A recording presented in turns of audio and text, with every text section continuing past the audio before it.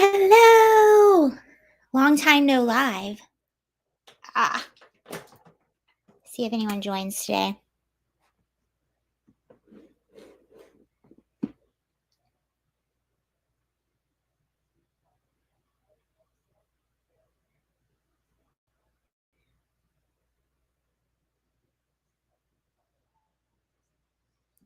Hello. Oop. Okay. That's good news. Hi, how are you? It's been a while. We'll see who joins today. But we'll go live for a little bit. What's up, you all? Give people just a second to get in here. Hi.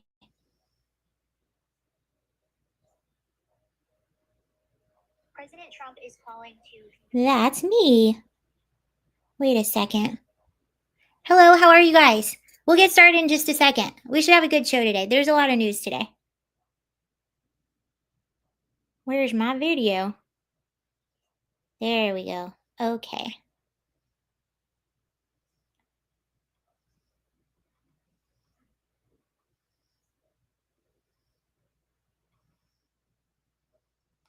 Who's that?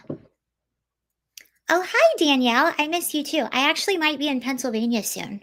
I need to talk to my Uncle Robbie. How are you doing? I'll be live a lot more often now. Now that I have it all together. I tried to go live last week and had a lot of technical difficulties, but we're all good now. Hello, you all. What shall we talk about? Happy Friday. This week went by so fast. It should be Tuesday, I feel like. Why isn't it still Tuesday? Anyway, we'll have some fun. Hello. You better come up soon. We're doing good. Oh, good. I need a hot tub. Are you going to be like that? Don't be like that. Don't be like that.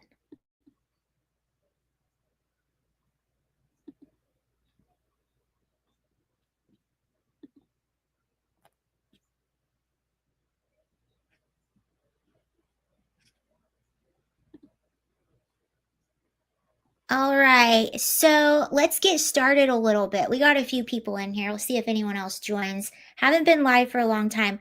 Okay, so as you guys know, some of you, I used to live in California, and somebody that I very, very much despise is Gavin Newsom.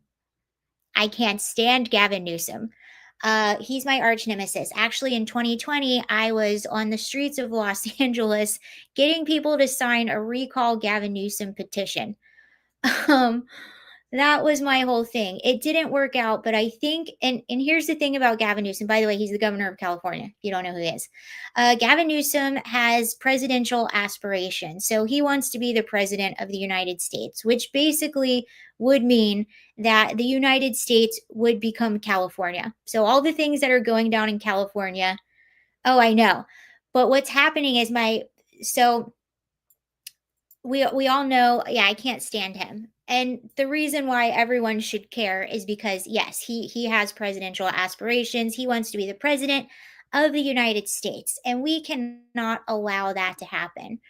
And if you guys remember, obviously we had really bad wildfires in California in January, and one person who lost everything in the fires was he used to be a reality star. He was on The Hills, Spencer Pratt. If you ever watched The Hills, he's married to Heidi Montag. Both of them were on the show. They kind of played Spencer as the villain in the whole thing. But his house burned down in the fires. Not only his home, but his mom's home, his friend's home. He lived in the Pacific Palisades, basically his whole neighborhood. And he has since filed a lawsuit against Gavin Newsom and against Karen Bass in the state of California, basically for negligence. Because the reservoirs were not filled. There was one by his house that wasn't filled. There wasn't enough water. There wasn't pressure in the fire hydrants. Karen Bass was out of town. They had recently cut the budget of the fire department. So they didn't have adequate firefighters, they didn't have adequate fire trucks, and they did no forest management. So there was no forest management to clear out the brush, and that's really, really important because uh, if a fire does start, if they get all that, if all that brush is gone, it's going to spread a lot slower. Hey, friend, Braxton. Yeah, so if you're clearing that brush, that fire is going to spread a lot slower, and you're going to be able to manage that fire a lot easier. But California has not been doing fire management for years. And the irony, hi, Harry, welcome, thank you. The irony of this in California is the ones that are stopping the forest management are environmentalist groups. So you have all this bureaucracy every time they try and go and do controlled burns, raking, getting the brush, and things like that. You have these environmentalist groups that'll sue and make it extremely, extremely difficult to do that. And it's a huge problem. And that's one of the reasons you have all of these fires that get out of control. Yes, it is a dry state. Yes, fires are going to happen. But if you're clearing that brush and doing that management, you're going to be able to manage the fires a lot better and have a lot less destruction. So Spencer Pratt, he's one of the ones whose homes burned down, and he has been on a rampage. In fact, because of what he's been doing on social media, he was recently invited to Washington, D.C. to talk about Gavin Newsom, to talk about Karen Bass, and to talk about the negligence that's happening in the state. And I think this is going to be the linchpin that finally takes Gavin Newsom down and at least prevents him from running for president, which is a really, really good thing. But I wanted to go through what Spencer Pratt has been doing. It's just so fascinating to watch this person who was once just a reality star, the villain on a reality show, and now he's over here taking down Gavin Newsom. So here's some of the things that he's been doing. Existing legislation in California. I turn that down a little bit. What's really disturbing is what they're planning to do with the Palisades afterwards. Existing legislation in California. Oh, this is a whole other thing. So there's a lot of layers to this. What they're also doing is basically, hi, good to see you. What they're also doing is basically selling out the state to real estate developers. And in the Pacific Palisades, they tried to pass a bill to lower the zoning requirements and build multi-family units on single family homes. And this is a huge problem, one, because the residents don't want this. And two, if you remember Pacific Palisades, that's where people were getting out of their cars and running because the streets were so jam-packed with people, they weren't able to evacuate. So if you're putting even more people on these teeny tiny roads, it's going to make an evacuation even more difficult and put even more lives at risk. So that's what they're talking about here. This is Spencer Pratt and his wife Heidi. This is their podcast, and they're talking about this plan that they have to build all these multi-unit family homes in on these single family lots. And if you want to take it even further, to me, this has a lot to do with illegal immigration, because you can tie that in, because a lot of the states that are pushing for this affordable housing are the same states like California that are fighting tooth and nail to keep their illegal immigrants. What's really disturbing is what they're planning to do with the Palisades afterwards. Existing legislation in California mandates that they build homeless housing in the Palisades, and it's hidden in a transportation bill. Why not just rebuild what we had here? You can see the vultures. They're circling to pick the carcass clean of the Palisades, because can you imagine how long developers have been lusting after this land? And all they needed was somebody to shake the Etch-a-Sketch. And now they have this foothold where they can come in and slam in high-density housing. The developer just right here in the Alphabet Streets bought up all these lots and already applied to put duplexes on them. Already too many people here, and now we're going to have duplexes and high rises. I can't fathom anyone except like maybe a California politician who would look at that cluster F of an evacuation where you had everybody slammed in Palisades Drive, had to abandon their cars. Who would look at that and think, hey, you know what would make this better? 50,000 more people. What we should be doing is we should be banning more density in a fire zone. Exactly. So the layers of corruption on this run so deep. It's all the way from the beginning, fire management, to the actual response to the fire, and now after, with them trying to put in this high density affordable housing in a fire zone where they had issues evacuating. Hi, Walkie. So, but I've been having the best time watching Spencer Pratt throughout this whole thing, just calling out Newsom. So here's Spencer just calling out Newsom. Palisades is done for, thanks. Wow, Gavin Newsom's sister-in-law must know the Palisades is done for thanks to her brother-in-law. Her house is on the market in the Palisades. Luckily, it didn't burn down. But bad news, you're never getting close to that because your brother burned the town down. So you should probably cut that again by another like $7 million. Did you ask him why he didn't give you the heads up to put this on the market before he let the Palisades burn down from not controlling and clearing or treating his dead brush in his state park surrounding the town that had your beautiful, probably $15 million crib? Have you called and like yelled at your brother-in-law and said, hey, you cost us millions of dollars? Question, did he advise you to move to Nashville and get out of California? Or are you just like, oh my God, my brother-in-law is destroying the state. We got to get out of here. I don't know. So these are all family, personal questions. I was just curious. But I will tell you, when I beat your brother-in-law in court and for suing the state, I will give you $1 million for this lot. So it'll still be available probably by the time the court case is over, because Noah's buying Gavin Newsom's sisters-in-law freaking house. Unfortunately, that's life. Wow. How awesome is Spencer Pratt?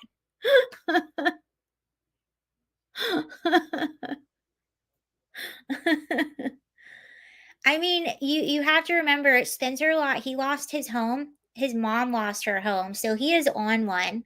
And he's been quiet for a while apparently because he was told by his lawyers to wait until after the lawsuit is filed to say anything.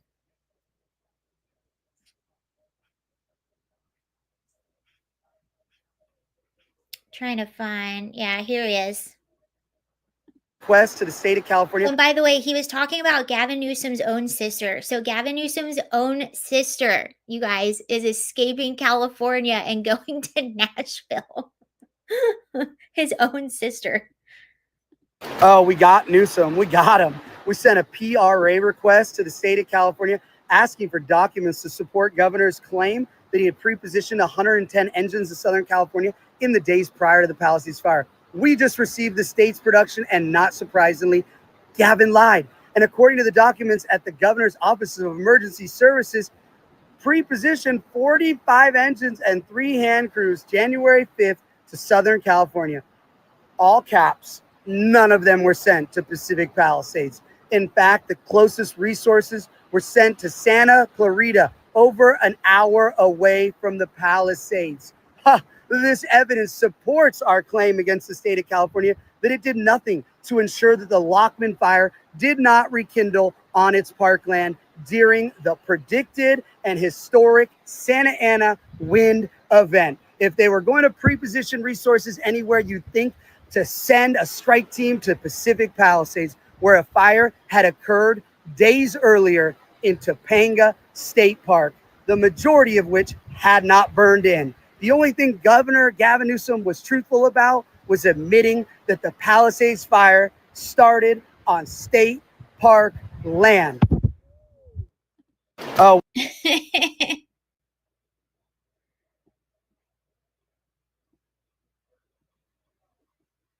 So here's... Hey, Spencer Pratt, this is for you. Hey, I have video of the fire on January. I was there that morning. I was on PCH. Right. So I have video of like 10 minutes after it started, about 45 minutes, about an hour. And what it proves is there was no fire trucks there. I didn't see shit. I was on PCH. You could fucking totally see what was going on. Sorry for the language.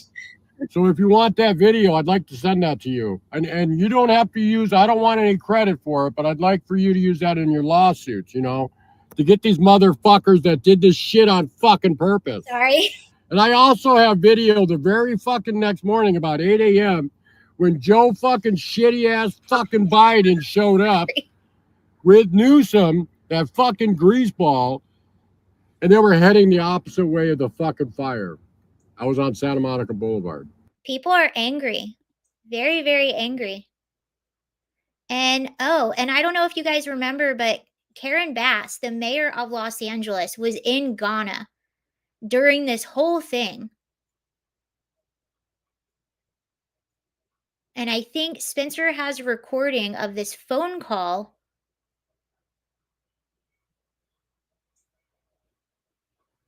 See if I can get it for you. It's up here. Oh, yeah. This is a phone call that happened. Karen Bass knew that Palisades was going to burn down, no water, extreme fire coming, no assets pre-deployed. So this was before the fires, you guys. This was a leaked phone call with the mayor of Los Angeles, Karen Bass. And it's hard for me to tell you, just in terms of my trip, just so you know, I'm missing 2 work days. That's it. I know. And if President Biden extends me an invitation, I took it. And hopefully you can read in between the lines. But I would just appreciate, and it's hard for me to tell you this, but hold tight. You will understand soon. What is she talking In about? compromising something, I just have to go along with it. It's not my area of expertise. What is she talking about?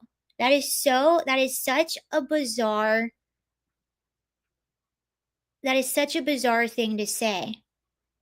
And here's Gavin. This is Trump 1.0 until they quote unquote rake their force. Oh, and Gavin Newsom, by the way, I'm probably going to get a copyright for that one. So back in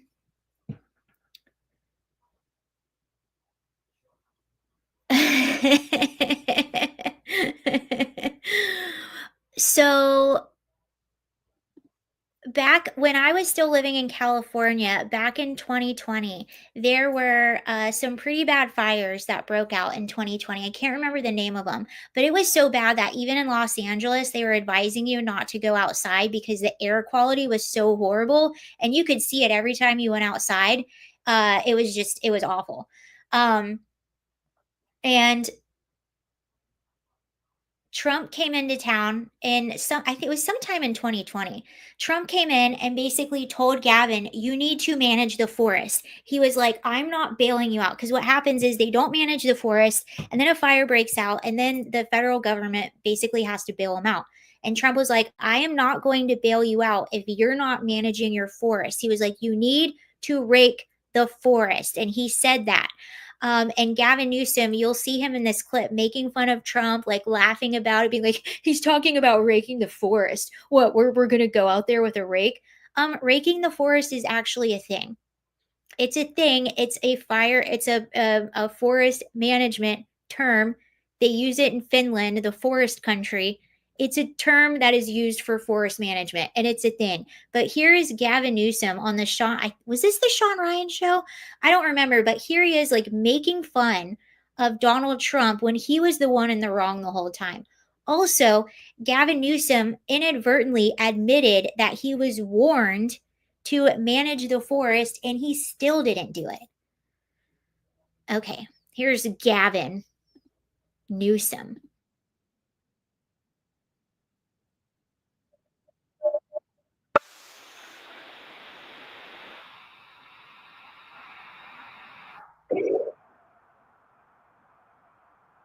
That's what raking the forest is, people. So he's so dumb that he's basically admitting I was told to do something, and he even followed up calling me a few weeks later to ask me if I did it. And then he didn't do it. Which actually, it's funny because it's called a controlled burn also. Well, I think raking is a little bit different. Hold on. What is raking? I think raking is just getting the brush. Oh, raking the forest.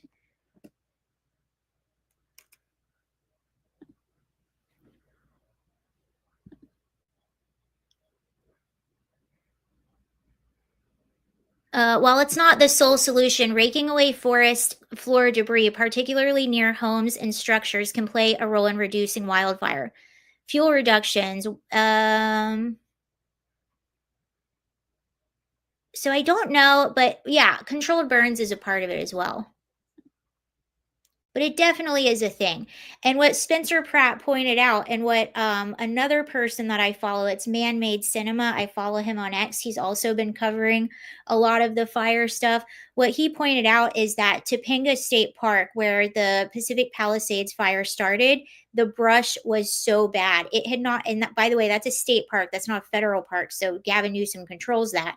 The brush was so overgrown and so bad, and they were able to prove that it was before the fire started. Gavin needs to meet Smokey the Bear. He does. Only you can prevent forest fires. It is true that human error in arson, things like that, it accounts for like 95% of all forest fires.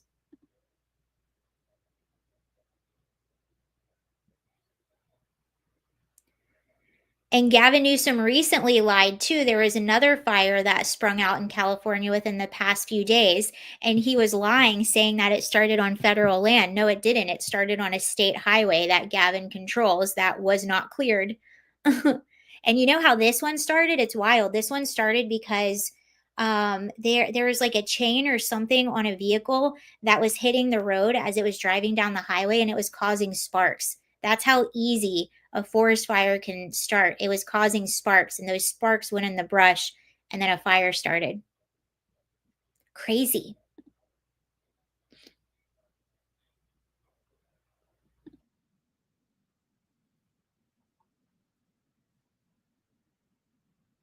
Oh, this is that fire. It was the Clifford fire was the recent one that broke out.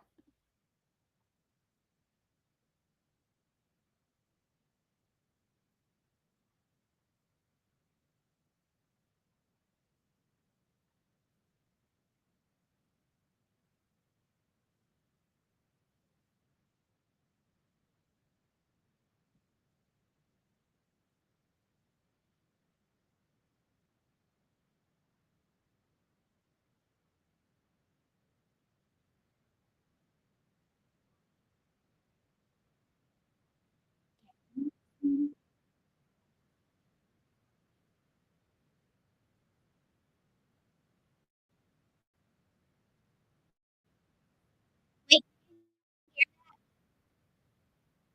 Hates misinformation. Let me make sure they are aware they're spreading misinformation, saying that this. yeah, very, very interesting.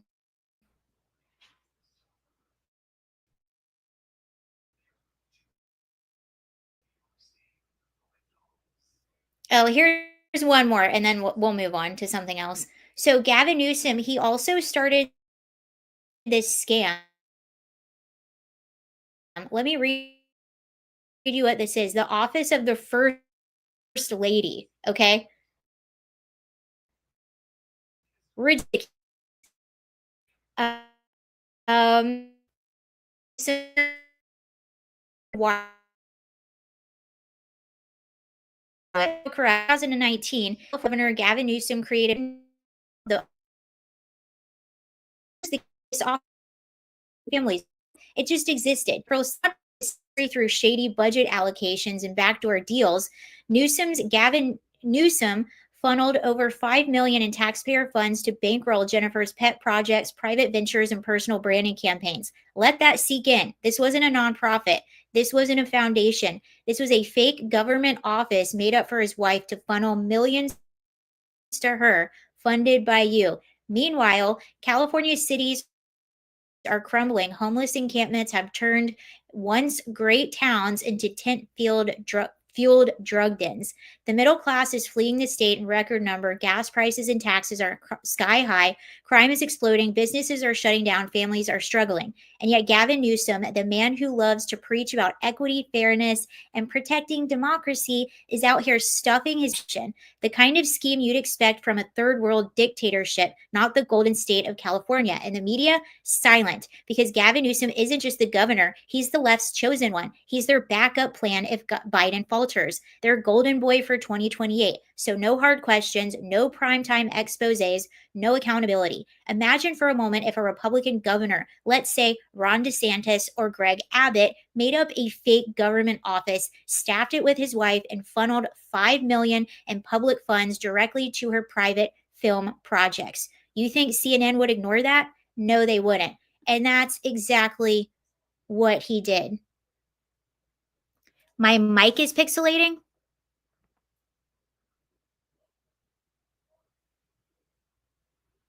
I took a forestry class in high school and got bored.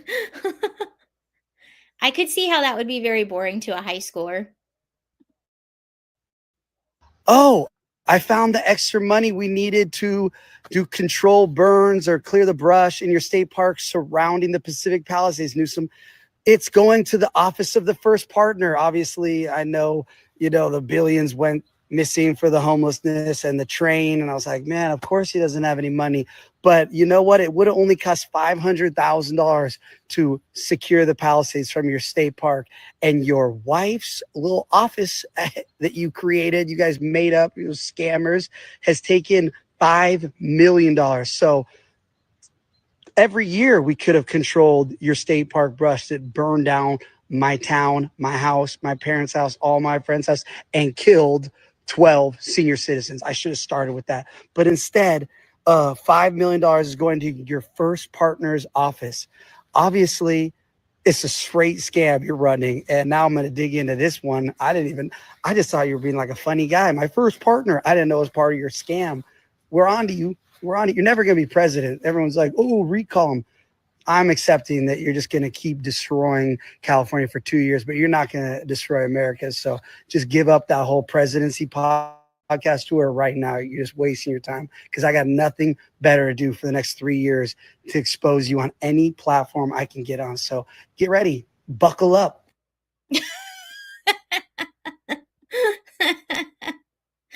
I love it. He deserves it.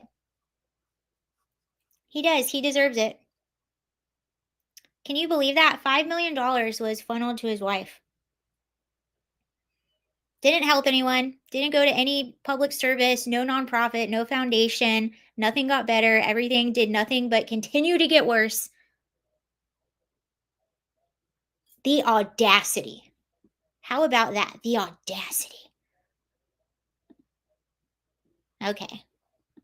What else is going on today?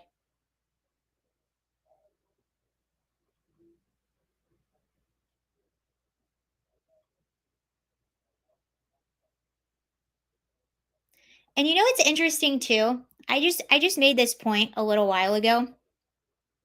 What's really interesting is that Democrats continue to virtue signal. They continue to try to win. They continue to say that they are better than Republicans. The states, oh, I've been around. I'll be back more regularly now. I had some technical difficulties last week when I tried to go live. So if you look, every single Democratic run city is currently in a budget deficit. Yeah, bad news bears. Every single Democrat run city, if you can find a Democrat run city that is not in a budget deficit, let me know. I will be shocked. But every single Oh, cool. Thank you. Yeah, I'm pretty regular on X. If you guys are on there, you can follow on there. I'm very regular on X. Every single Democrat-run city is currently in a budget deficit. The two states with the highest exodus are California and New York. The states with the biggest net migration are Texas and Florida. That should tell you everything you want to know. And you want to know what's so funny? Actually, I'll play you my video. See if I can pull it up for you. Let me find it. This whole gerrymandering thing in... Okay, this whole gerrymandering thing that's happening in Texas, and Democrats are trying to say that it's the Republicans that are trying to gerrymander. That's not true at all. So I'm just going to play. I did this video on it yesterday. Let's talk about redistricting because even Stephen Colbert is like, huh? To J.B. Pritzker. Is it Pritzker? Who? It doesn't matter. To the governor of Illinois. So hold on. Okay, so the Texas House Democrats have fled the state of Texas to avoid voting in the redistricting of Texas. And ironically, they go to some of the most gerrymandered states in the entirety of the US, one of those being Massachusetts. Did you know who gerrymander is named after? Eldridge Gerry, the previous governor of Massachusetts in the 1800s. Anyway, so some of them fled there, and then some of them fled to Illinois, which even analysts have said this is the most gerrymandered state in the U.S. Look at that map. Look at the map. Basically. Despite 17 seats, despite Republicans having 40% of the vote, Republicans only have 3 out of 17. So anyway, let's get to Stephen Colbert putting the governor in the hot seat. Districts in Illinois. Take a look at this. Look at 17 here. Even It does that, then it comes up here and it sneaks around there and goes all the way up even Stephen Colbert was calling this out. Stephen Colbert, people. here and then goes right over there like that. And look at this one, kind of goes whoop up there. It's like the stinger on a scorpion down here. Is this common for all states to do? Well, we handed it over to a kindergarten class and let them. That's the nonpartisan group that does this. Absolutely. For you guys? That's our independent commission. So funny. So Stephen Colbert actually goes on to say, so if this is happening in your state, how is what Texas doing wrong? And Pritzker goes on to defend it, saying, well, we have a census every 10 years, and they're doing it mid-census. They're doing it only 5 years through. You want to know why that is? That's because every other state sucks, and everybody moves to Texas. In fact, Texas has had millions of people move there in the past 5 years, and they're their most net Okay, we can stop it there. Yeah, so here's the thing about the census. And I don't know if you've been paying attention, but Trump is trying to do another census right now, actually. Here's the thing about the census. Democrats are going to say you can only do it every 10 years. No, it just says you have to do it within every 10-year period. They just so happen to be doing it every 10 years. But nowhere does it say you can't do it several times within that 10 years. They just want to make sure you're doing it at least every 10 years. So there's that. So they're not being completely honest about that. And when you look at Texas, like I said, the past 5 years, Texas has had the largest net migration than any state within the United States. So it would make perfect sense, and it would be very democratic of them to redistrict in their state because of that, so that they can represent all of those millions of people that have moved in. So there's that. What is gerrymandering is when you have these districts that snake around and go this way and that way. And when you have a state like Illinois that, despite Republicans having 40% of the vote, they only have 3 out of the 17 seats, that doesn't make any sense. And even analysts have said the state of Illinois is the biggest, it's the most gerrymandered state in the whole U.S. And then, like I was saying also, I wanted to find something. The other state that some of these Democrats fled to, ironically, is Massachusetts. Did you know that gerrymander was actually named after the former governor of Massachusetts in the 1800s? His name was Eldridge Gerry, and they literally named gerrymandering after him. Now, back to the census, one of the things that Trump is doing is he wants to do a brand new census and not count illegal immigrants, which, again, he can do. Hold on, let me find. I shared it somewhere. Here we go. Okay, so I'm going to read this in just a second. So what Trump wants to do is do another census. He wants to do one really soon, and he wants to exclude any illegal immigrants from it. And I think that makes perfect sense. This is one of the reasons. It's so funny because a few years ago, everyone was like, this is a conspiracy. No, it's not. Maybe it's a conspiracy, but it ain't baseless. How about that? So Trump wants to do a new census in which they're making sure they do not count illegal immigrants. And Charlie Kirk said the 2020 census was done wrong. States like California are overrepresented as the census did not fully account for their population loss, nor should illegals be counted. The ramifications congressionally and in the Electoral College are profound. In fact, if it had been done correctly, President Trump wouldn't have had to win a single blue wall state in 2024. Article 1 only says that the census must be done within every 10-year period. There is no prohibition on performing additional ones. President Trump and Commerce Secretary Lutnick should fix the mistakes of the 2020's botched COVID census and demand that Congress conduct a new one. So this woman, and I've actually heard similar accounts from other people that did help with the 2020 census and participated in it. So this is Kimberly on X, and she says, I was involved in the 2020 census for California and Nevada. They removed the U.S. citizenship from the forms, which was done on a tablet, versus 2010 when it was on a paper form.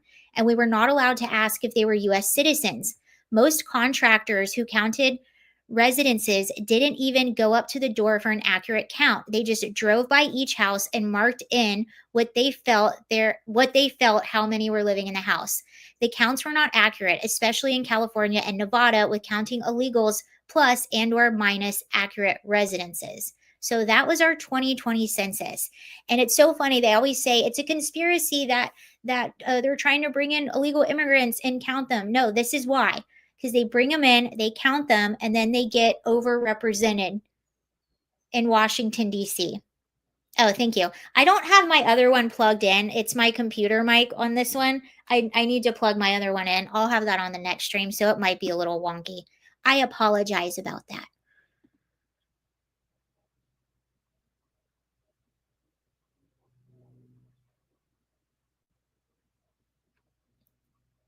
Someone down here said, the census is supposed to count everyone who lives in the country regardless of their citizenship status.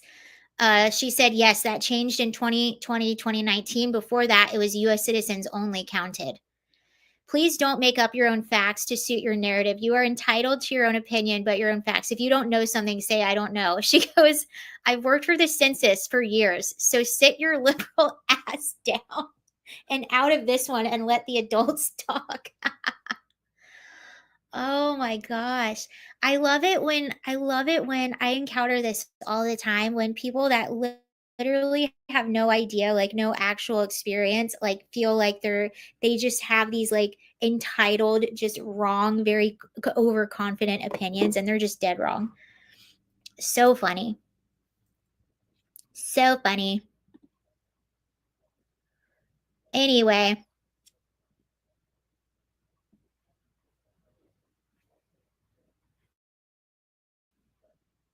Oh, this was also very, very interesting.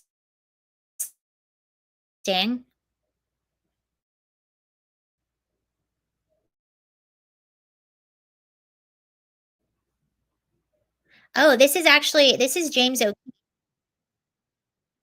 So remember that earlier. Well, this is who. Let me get you.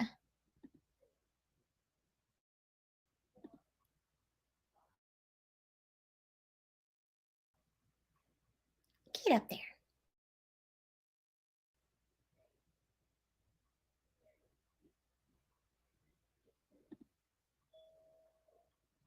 Within that we're being told call released on Friday. In the phone call from January 4th, just 3 days before the fires, Mayor Bass preemptively defends her Ghana trip. And just in terms of my trip, just so you know, I'm missing 2 work days. That's it. She also sends a very cryptic message to read between the lines, whatever that means. And hopefully you can read in between the lines. But I would just appreciate and it's hard for me to tell you this, but hold tight. You will understand soon. Now, in these text messages provided to Citizen Journalism Foundation within Fox 11, they read, quote, I know the company's Fox's lawyers have had some concerns about this one and have asked us to pause. I wish it was up to me. It's an interesting tape, and I'd like to know what she's referring to. We also asked if Fox 11 can at least cover this on social media. They were informed they were barred from posting the story on social media as well. Yeah, it's both for now.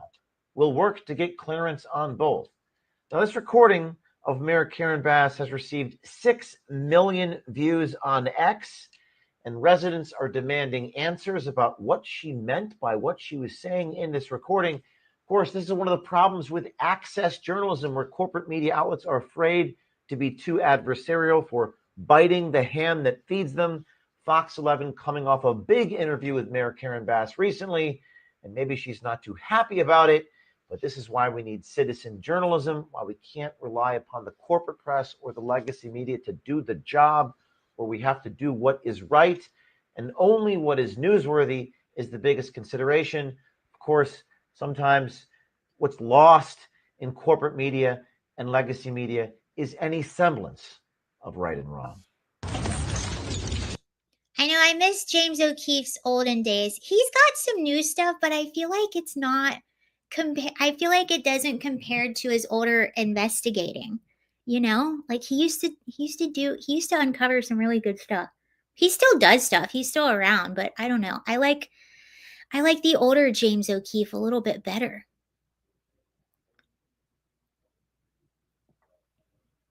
Oh, this is interesting. Do you remember New York Attorney General Tish James? She's been subpoenaed. Let's see what this says.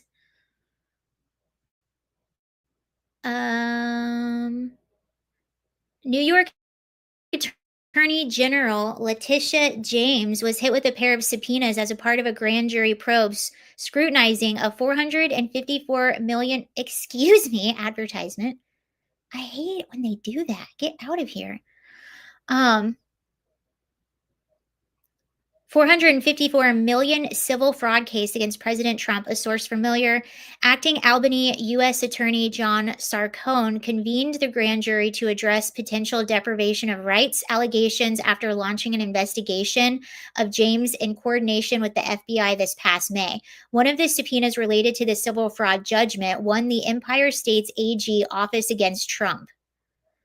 A second subpoena reportedly sought information on James' own investigation of the National Rifle Association. The source did not say whether Sarcone was examining allegations of mortgage fraud against the New York AG in connection with properties in Brooklyn and Virginia, and claims James has rejected it as baseless. Any weaponization of the justice system should disturb every American. Oh, that's rich. That's rich coming from Letitia James, who went after Trump. Very rich. We stand strongly behind our successful litigation against the Trump Organization and the NRA, and will continue to stand up for New Yorkers' rights. James had been a fierce critic of the 45th president's administration and brought the civil case in 2022. Blah, blah, blah. So she's being investigated.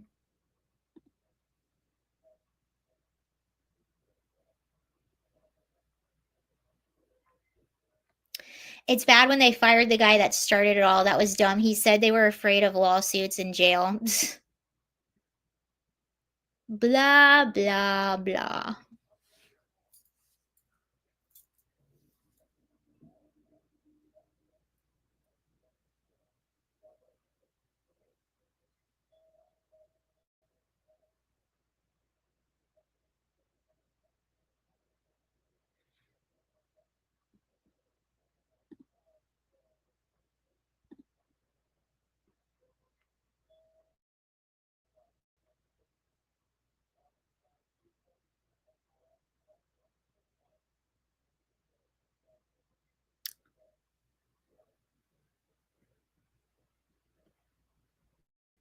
Oh, this is good news. So the judge, here, I'll pull this up. I don't know if you guys remember that judge that tried to block Trump from deporting illegal immigrants, that Venezuelan guy. Not that.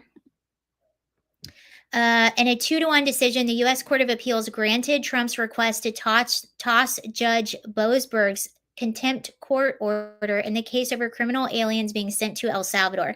So this was the guy that was this is the judge that was literally trying to stop flights mid-flight and force them to return when Trump was flying out illegal immigrants to CCOT in El Salvador. and a judge ruled that he did not have that authority. So that's good news.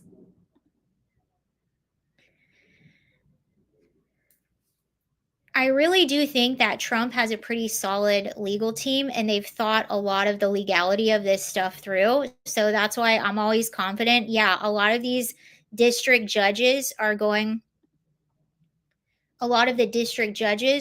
to try to stop Trump, but I think ultimately under appeal, they're not going to win. But I want to see what Greg Abbott is saying right here in regards to the redistricting. They're going to come back, or so if you remember, a lot of Democrats fled the state of Texas to try to avoid voting for the redistricting. And that's what I was talking about earlier. They fled to, ironically, Illinois, which is the most gerrymandered state.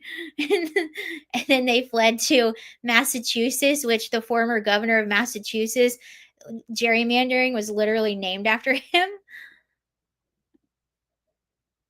Sounds like maybe federal help at this point to do it. Like, how does this end? the way it always does, and that is the Democrats always come back. It could be tomorrow, it could be next week, it could be next month. They're going to come back, or we'll be able to track them down one way or the other. They're coming back, and it's going to end with these maps being passed. And you know what I'm thinking now is if they don't start showing up, I may start expanding it. We may make it 6 or 7 or 8 new seats we're going to be adding on the Republican side. Yeah. The wall just got 10 feet higher. He does look like Bush. I don't know why. He kind of does. I've never seen that before, but you're right. What does Doge say? Governor Abbott's push to redraw Texas maps exposes the real issue. Democrats fleeing to block legislative quorums waste taxpayer resources while dodging accountability. The proposed redistricting aligns with electoral realities. Trump won Texas by 12 points in 2024, yet Democrats still hold 13 of the 38 seats. This isn't about rigging the election. It's about correcting maps that trapped GOP voters in blue districts. Meanwhile, Abbott's flooding relief efforts get delayed by procedural games. When lawmakers abandon their duties, they forfeit their right to govern. Secure border, fix infrastructure, enforce election integrity. That's real leadership. Stop the theatrics, fund disaster recovery, and get voters to decide representation. Exactly. All right, you all. Well, I think that's everything I have for you today. Thank you for joining. I'll be back a lot more often. That was kind of I haven't been here for a while, but I miss you guys. Thank you for joining. I hope you have a really good afternoon, and I will see you later.